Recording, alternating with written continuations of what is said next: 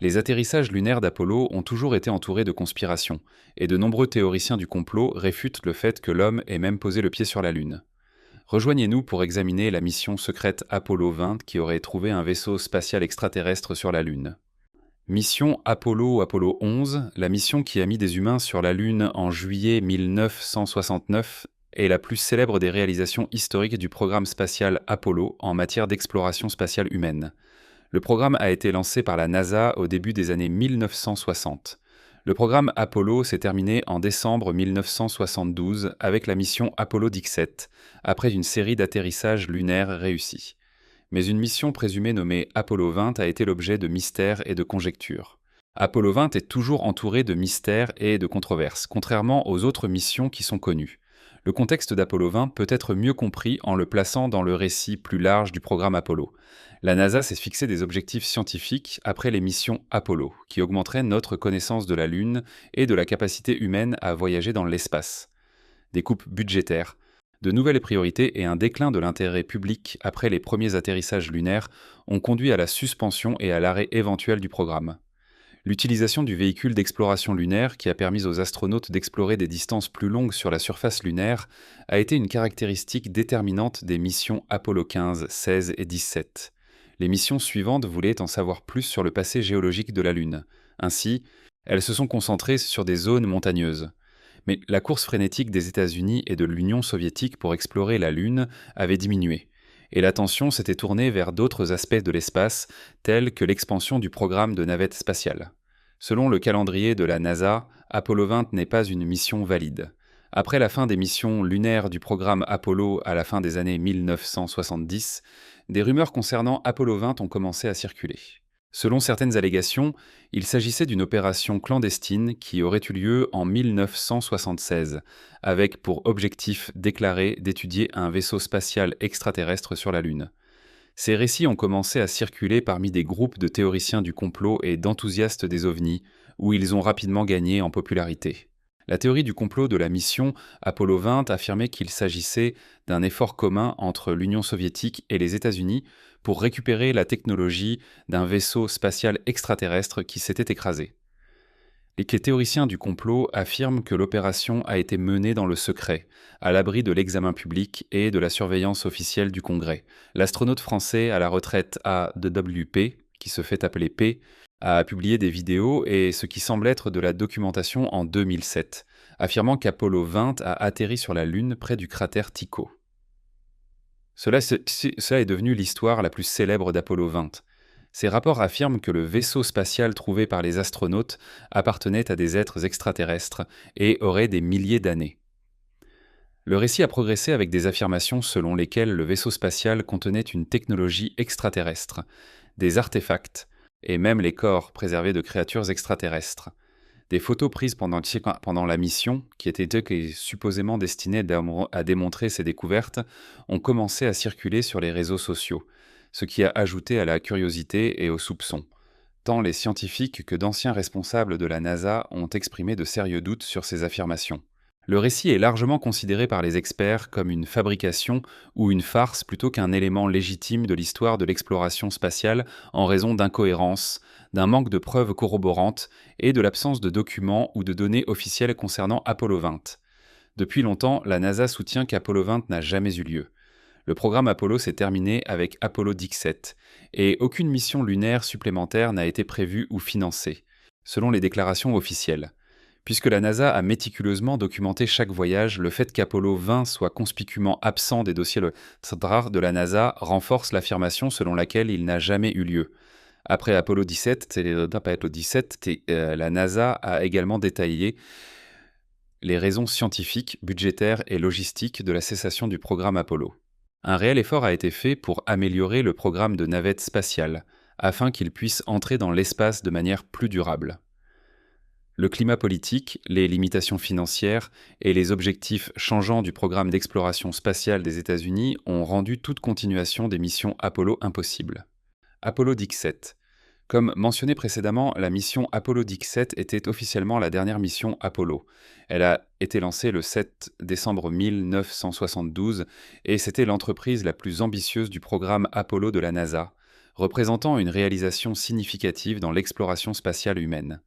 Apollo X-7, avec son équipage légendaire, ses découvertes scientifiques remarquables et ses avancées importantes dans notre compréhension de la Lune, représente le summum des efforts d'exploration lunaire de la NASA. Au moment où Apollo X-7 a volé, la NASA avait achevé 16 missions précédentes, résultant en une pléthore de connaissances scientifiques et d'expertise en vol spatial. Apollo X-7 a été planifié non seulement pour poursuivre cette tradition, mais aussi pour repousser les limites de l'exploration lunaire plus loin que jamais auparavant. Les objectifs principaux d'Apollo X-7 étaient de mener des études géologiques approfondies de la Lune et de collecter des échantillons de la surface lunaire pour approfondir la compréhension scientifique de la composition et de l'histoire de la Lune. L'expédition s'est concentrée sur la vallée de Taurus-Litrouv, qui est censée inclure des caractéristiques géologiques indiquant à la fois une activité volcanique et des cratères d'impact, ce qui en fait un lieu attrayant pour la recherche scientifique. L'équipage d'Apollo X-7 était composé d'Eugene Cernan, le commandant de la mission, et la dernière personne à marcher sur la Lune de Harrison Schmitt, pilote du module lunaire, géologue et premier scientifique à poser le pied sur la Lune, et de Robert C. Gibbs, pilote du module de commande, chargé de faire fonctionner le module de commande en orbite lunaire, tous 3 astronautes expérimentés. Le 7 décembre 1972, Apollo X-7 a été lancé depuis le Kennedy Space Center en Floride sur une fusée Saturn V. Le vaisseau spatial se composait de 2 modules, un module de commande nommé America et un module lunaire nommé Challenger. Après un transit réussi vers la Lune, le module lunaire s'est séparé du module de commande, et Cernan et Schmitt ont atterri sur la surface lunaire le 11 décembre 1972. La mission Apollo X-7 est célèbre pour son séjour prolongé sur la surface lunaire, lorsque Cernan et Schmitt ont mené environ 75 heures d'expériences scientifiques et d'études géologiques. Les astronautes ont effectué 3 sorties sur la Lune, totalisant environ 22 heures de VA. Ils ont collecté un total de 243 livres d'échantillons de roches et de sols lunaires qui ont ensuite été ramenés sur Terre pour des études supplémentaires. L'équipage a exploré en profondeur des structures géologiques, y compris la vallée de Taurus-Littrow, qui se distingue par son panorama unique de caractéristiques volcaniques anciennes et de cratères d'impact. Le travail de terrain de Cernan et Schmitt a contribué de manière significative à la compréhension de l'histoire évolutive de la Lune. L'équipage d'Apollo X-7 a installé une variété d'instruments scientifiques, y compris une expérience de profilage sismique lunaire qui surveillait l'activité de la surface lunaire et une expérience de composition du vent solaire, qui a aidé à étudier les interactions du vent solaire avec la surface lunaire. La présence de Harrison Schmitt, un géologue professionnel, représentait un changement dramatique dans la sélection des astronautes pour les missions lunaires. Son expertise a permis une compréhension plus détaillée de la géologie lunaire, aboutissant à des découvertes scientifiques significatives. Cernan et Schmitt ont quitté la surface lunaire à bord de Challenger le 14 décembre 1972, rejoignant Gibbs en orbite autour de la Lune. L'équipage a ensuite commencé son retour sur Terre, atterrissant dans l'océan Pacifique le 19 décembre 1972. Le programme Apollo de la NASA s'est conclu avec la mission réussie d'Apollo X-7, laissant une empreinte indélébile dans l'histoire de l'exploration spatiale. La mission Apollo X-7 a non seulement marqué l'apogée des efforts d'exploration lunaire de la NASA, mais elle a également considérablement amélioré notre compréhension de la Lune et des sciences planétaires. Les échantillons recueillis pendant la mission ont fourni des données précieuses aux chercheurs étudiant l'histoire géologique de la Lune, les processus de surface et les ressources potentielles pour de futures explorations lunaires. Les réalisations d'Apollo X-7 ont suscité un regain d'intérêt pour l'exploration spatiale et la recherche parmi le public. Mission Apollo annulée. L'annulation des missions Apollo restantes après Apollo X-7 a été principalement influencée par plusieurs facteurs, y compris des restrictions budgétaires, des objectifs modifiés en matière d'exploration spatiale et l'évolution du paysage technologique. Suite au succès du programme Apollo et à l'accomplissement historique d'avoir posé des astronautes sur la Lune, la NASA a été soumise à une pression accrue pour justifier les dépenses des missions lunaires supplémentaires. Le programme Apollo était une entreprise coûteuse, et au début des années 1970, des coupes budgétaires avaient été mises en œuvre alors que les États-Unis faisaient face à des problèmes économiques tels que l'inflation et l'augmentation des dépenses publiques. Alors que l'enthousiasme du public s'estompe après l'excitation initiale des atterrissages lunaires, le Congrès est devenu moins engagé à financer de futures missions. Les décideurs ont commencé à réfléchir à la manière dont le financement gouvernemental alloué à la NASA pourrait être utilisé plus efficacement, surtout compte tenu d'autres défis domestiques pressants. La NASA procédait à une évaluation stratégique de ses objectifs d'exploration spatiale lorsque la mission Apollo 17 a été couronnée de succès en décembre 1972. L'accent a commencé à se déplacer vers le développement de nouvelles technologies et l'investissement dans des programmes tels que la navette spatiale, qui promettaient de fournir un véhicule réutilisable pour une variété de missions, y compris le lancement de satellites et de futures explorations spatiales. La NASA a commencé à privilégier les efforts qui pourraient conduire à une présence humaine à long terme dans l'espace plutôt qu'à des atterrissages lunaires supplémentaires. La création de la première station spatiale américaine, Skylab, a démontré l'intention de l'agence de donner la priorité au séjour prolongé en orbite terrestre basse, à la recherche scientifique et aux sciences de la vie. Après Apollo 17, l'enthousiasme du public pour le programme Apollo a diminué alors que l'Amérique devenait plus préoccupée par des questions domestiques telles que la guerre du Vietnam, les mouvements pour les droits civiques et les crises énergétiques. L'atmosphère culturelle du début des années 1970 a modifié les priorités, et l'opposition publique à de futures missions lunaires a influencé le soutien législatif. De multiples atterrissages lunaires réussis, y compris Apollo 11, 12, 14, 15 et 16, ont entraîné un sentiment d'accomplissement, rendant les futures missions lunaires moins nécessaires. Il y avait moins de soutien universel pour dépenser des ressources gouvernementales pour des atterrissages lunaires supplémentaires, alors que de nombreuses personnes étaient prêtes et préoccupées par des défis sérieux sur Terre. Après plusieurs missions Apollo réussies, une prise de conscience croissante des risques inhérents aux vols spatiaux habités s'est manifestée. La perte tragique de l'équipage d'Apollo 1 en 1967 lors d'un test avant le lancement a mis en lumière les dangers des vols spatiaux habités, entraînant des normes de sécurité et un examen plus rigoureux de la conception des vaisseaux spatiaux. Avec l'accent mis sur la sécurité et la fiabilité des futurs vols, la NASA a commencé à évaluer l'avenir des voyages spatiaux habités au-delà de la Lune, y compris Mars et d'autres destinations potentielles. Le programme Apollo a eu un impact durable sur l'exploration spatiale, atteignant d'énormes objectifs en établissant le cadre pour les opérations spatiales futures. Malgré l'annulation de missions Apollo supplémentaires, les connaissances acquises sur la Lune, les percées dans la technologie des vaisseaux spatiaux et l'expérience des vols spatiaux habités ont continué à éclairer les initiatives futures. Le passage à d'autres objectifs, tels que le développement de la navette spatiale et des programmes futurs au-delà de l'orbite terrestre basse, a marqué le début d'une nouvelle ère dans l'exploration spatiale humaine, s'appuyant sur les réalisations du programme Apollo. Mission Apollo 20. La grande question demeure. Y a-t-il jamais eu une mission Apollo 20 ? Apparemment, cette expédition rapportée impliquait l'exploration d'un ancien vaisseau extraterrestre sur la Lune, ce qui a suscité l'intérêt tant des passionnés d'OVNI que des théoriciens du complot. L'idée de complot autour de la mission Apollo 20 a pris de l'ampleur au début des années 2000, aidée par Internet et divers canaux médiatiques qui ont promu du contenu lié aux ovnis.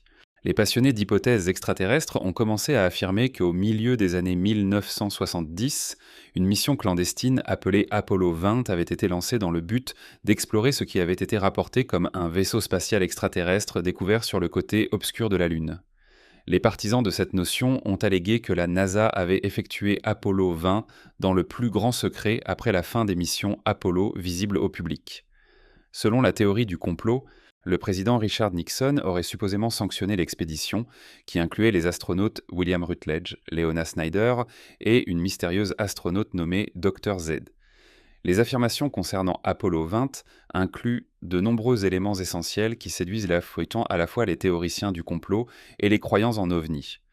Les partisans affirment qu'Apollo 20 a découvert un immense vaisseau extraterrestre sur la Lune, qu'ils ont décrit comme l'ARC-1. Les déclarations rapportées de Rutledge détaillent l'entrée dans le vaisseau, la visite de son intérieur et l'interaction avec des structures ressemblant à une société extraterrestre avancée. Rutledge et d'autres croyants de la théorie ont soumis des images prétendument prises pendant la mission, affirmant représenter à la fois le vaisseau extraterrestre et plusieurs artefacts. Cependant, les critiques ont souvent souligné que beaucoup de ces photos manquent de crédibilité et peuvent être réfutées ou expliquées en utilisant les connaissances existantes sur la géologie lunaire. La théorie du complot est devenue encore plus sensationnelle lorsque des rumeurs ont circulé selon lesquelles la mission Apollo 20 aurait découvert deux corps extraterrestres à bord du vaisseau, un masculin et un féminin, impliquant un scénario digne de la science-fiction. Rutledge a déclaré que les corps avaient été préservés grâce à une technologie moderne. Le récit du complot tourne autour de l'idée que le gouvernement des États-Unis, en particulier la NASA, a agressivement dissimulé l'existence du vaisseau extraterrestre et des découvertes faites lors de la prétendue mission Apollo 20. Cette assertion capitalise sur un scepticisme généralisé à l'égard des entités et agences gouvernementales, renforçant l'impression que des groupes puissants retiennent des informations critiques de la société. Malgré son attrait, l'hypothèse du complot Apollo 20 est accueillie avec un scepticisme généralisé de la part des scientifiques et des spécialistes de l'espace. Le manque de documents officiels de papier ou de témoins fiables prouvant la réalité d'Apollo 20 constitue un obstacle majeur à la crédibilité de la théorie. Les archives de la NASA sont immenses, et toute mission supplémentaire impliquant des vols spatiaux habités aurait été méticuleusement documentée, mais aucune preuve de ce type n'existe. Les circonstances entourant les affirmations de Rutledge et les artefacts allégués ont été examinées et jugées manquant de rigueur scientifique. Les images décrites ont été créées par altération ou identification erronée de caractéristiques lunaires connues, et les affirmations concernant une technologie extraterrestre supérieure n'ont pas été prouvées. Même les passionnés d'OVNI sont divisés sur le scénario d'Apollo 20. Certaines personnes contestent le récit, soulignant l'importance de preuves solides et exprimant leur mécontentement face à des assertions frivoles qui peuvent détourner des conversations importantes concernant des occurrences aériennes mystérieuses. William Rutledge. Le nom de William Rutledge est souvent associé à la supposée mission Apollo 20. Cette mission, que la NASA n'a jamais confirmée ni reconnue, aurait impliqué un voyage secret vers la Lune dans les années 1970 pour enquêter sur un ancien vaisseau spatial extraterrestre. Les accusations de Rutledge, combinées à ses antécédents en tant qu'ancien commandant de l'Air Force, ont suscité un grand intérêt et des doutes concernant le programme Apollo et son prétendu agenda secret. Cependant, son histoire a soulevé des questions sur la crédibilité de ses affirmations, car les documents officiels ne soutiennent pas ses liens avec la NASA ni son implication dans de véritables missions Apollo. Le programme Apollo, qui a débuté en 1961, avait pour objectif de placer des humains sur la Lune et de les ramener en toute sécurité sur Terre. Cet objectif a été atteint avec Apollo 11 en 1969 et a continué avec des missions futures jusqu'à Apollo 17 en 1972. Selon les dossiers officiels, Apollo 17 était le dernier vol habité vers la Lune, sans mission numérotée 18, 19 ou 20. Rutledge a gagné en notoriété en ligne au début des années 2000, affirmant qu'Apollo 20 était une mission secrète réalisée en 1976 après la conclusion du programme Apollo officiellement reconnu. Rutledge a déclaré que le voyage visait à étudier un vaisseau spatial découvert sur la Lune qu'il prétendait d'origine extraterrestre. Selon Rutledge, l'objectif principal d'Apollo 20 était d'étudier un gigantesque vaisseau extraterrestre abandonné sur la Lune. Il a décrit son entrée dans le vaisseau spatial et la découverte d'artefacts inhabituels indiquant une technologie supérieure et une civilisation extraterrestre peut-être perdue depuis longtemps. Ces descriptions évoquaient également d'autres objets et structures qu'il croyait faire partie du vaisseau extraterrestre. L'une des caractéristiques les plus saisissantes de l'histoire de Rutledge est l'affirmation selon laquelle les astronautes auraient découvert des corps extraterrestres préservés à l'intérieur du vaisseau. Il a affirmé que l'un des restes était féminin et, dans un état comparable à la momification, ce qu'il a largement discuté dans ses films et interviews. Le principe central de l'histoire de Rutledge est que le gouvernement des États-Unis a participé à une dissimulation des véritables découvertes des missions Apollo, en particulier d'Apollo 20. Il a déclaré qu'il y avait un effort délibéré pour garder ces connaissances cachées du public, permettant au mystère des ovnis et de la vie extraterrestre de perdurer. Le monde scientifique a généralement considéré les affirmations de Rutledge avec suspicion. Les critiques soulignent un manque de preuves à l'appui et de documentation réputée établissant la présence d'Apollo 20. Les images et artefacts rapportés par Rutledge ont également fait l'objet d'une enquête, avec de nombreuses analyses concluant qu'ils étaient soit retouchés, soit mal interprétés en tant que phénomène lunaire. Bien qu'il n'existe pas de preuves définitives soutenant les affirmations de Rutledge, son récit démontre la fascination continue du public pour les ovnis et la vie extraterrestre. La théorie du complot autour d'Apollo 20 met en lumière comment des histoires de secrets gouvernemental et de vérités cachées peuvent susciter l'intérêt du public, alimentant conjectures et débats sur les voyages dans l'espace. Alors que l'humanité s'efforce de comprendre sa place dans l'univers, l'histoire de Rutledge sert de rappel de la complexité de la vérité et de la croyance dans la science, l'exploration et l'inconnu. Mona Lisa. Le terme Mona Lisa sur la Lune fait référence à un mythe et une théorie du complot courant circulant parmi les passionnés d'OVNI et les théoriciens du complot au sujet d'une image supposément découverte d'une femme extraterrestre sur la surface lunaire. Selon l'histoire, cette image a été capturée dans des photographies prises lors d'expéditions lunaires, en particulier les missions Apollo. L'histoire implique que les astronautes ou les expéditions spatiales, notamment les missions Apollo, ont photographié des structures et des visages sur la Lune pendant leur voyage. Certaines personnes prétendent apercevoir une silhouette correspondant à la célèbre peinture de Léonard de Vinci, la Mona Lisa, ce qui a conduit à l'utilisation de ce titre pour décrire la prétendue femme extraterrestre.